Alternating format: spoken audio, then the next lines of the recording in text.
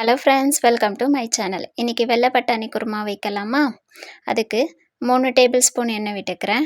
எண்ணெய் காஞ்சதுமே பட்டை, லவங்கம், சோம்பு இது எல்லாத்தையும் உள்ளே சேர்த்துட்டு கருவேப்பிலை, பச்சை மிளகாய், ஒரே ஒரு பச்சை மிளகாய் தாங்க எடுத்திருக்கேன். உங்கள் காரத்துக்கு ஏற்ற மாதிரி நீங்கள் ஆட் பண்ணிக்கோங்க.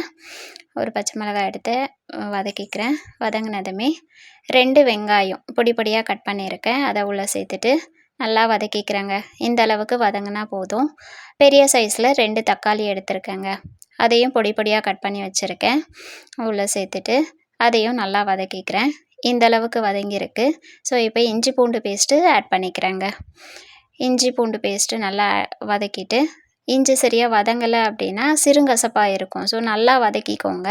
அதில் இருந்து எண்ணெய் பிரிஞ்சு வர்ற அளவுக்கு நல்லா வதக்கிக்கோங்க. இப்போ வதங்கினதுமே வெள்ளை பட்டாணி 6 மணி நேரத்துக்கு முன்னாடி ஊற வச்சுருக்கேங்க. அதை நான் என்ன பண்ணிக்கிறேன், மிக்சியில் போட்டு அரைச்சிக்கிறேன். உங்களுக்கு அரைச்சி போட பிடிக்கல அப்படின்னா நீங்கள் அப்படியேவும் ஆட் பண்ணிக்கலாம். நான் அரைச்சியும் போட்டிருக்கேன், முழு பட்டாணியும் போட்டிருக்கேங்க. இதை உள்ளே சேர்த்துட்டு ஓரளவுக்கு வதக்கிட்டு, இப்போது முழு பட்டாணி இருக்குது, அதையும் கூட சேர்த்து வதக்கிக்கிறேங்க. ஓரளவுக்கு வதங்கினதுமே நமக்கு தேவையான அளவுக்கு வெந்திருக்குங்க. இப்போது நான் உப்பு காரம் ஆட் பண்ணிக்கலாம்.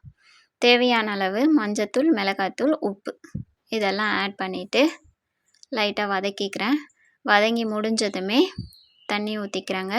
உங்களுக்கு எவ்வளோ தண்ணி தேவைப்படுதோ ஆட் பண்ணிக்கலாம். சப்பாத்தி போல் பண்ணுறீங்க அப்படின்னா அதுக்கு கொஞ்சம் கம்மியாகவே இருந்தால் கிரேவி மாதிரி நல்லாயிருக்கும் தொட்டுட்டு சாப்பிட. இன்றைக்கி நான் தாராளமாகவே தண்ணி விட்டுருக்கேன். மூடி வச்சுட்டு இப்போ பார்க்குறேன், எனக்கு ஒரு 10-15 நிமிஷத்தில் பட்டாணி வெந்துருச்சு. இப்போ நான் தேங்காய் அரைச்சி ஊற்றிக்கிறேங்க.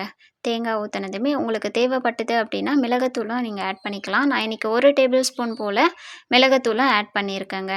இதை போட்டுட்டு நல்லா கொதித்து வந்ததுமே கொத்தமல்லி போட்டு இறக்கிக்கோங்க. குருமா ரெடி ஆயிடுச்சுங்க.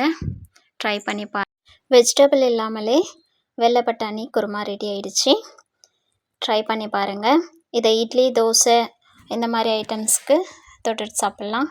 சப்பாத்திக்கு வேணும் அப்படின்னா இதை விட திக்காகவே தண்ணி இப்போ நான் அதிகமாக ஊற்றிருக்கேன் இல்லையா, கம்மியாக ஊற்றி கிரேவி மாதிரி பண்ணிகிட்டு இருந்தீங்கன்னா சப்பாத்தி, பூரி இந்த மாதிரி இதுவுக்கெல்லாம் நல்லாயிருக்கும். ட்ரை பண்ணி பாருங்கள். தேங்க்யூ ஃபார் வாட்சிங். பாய்.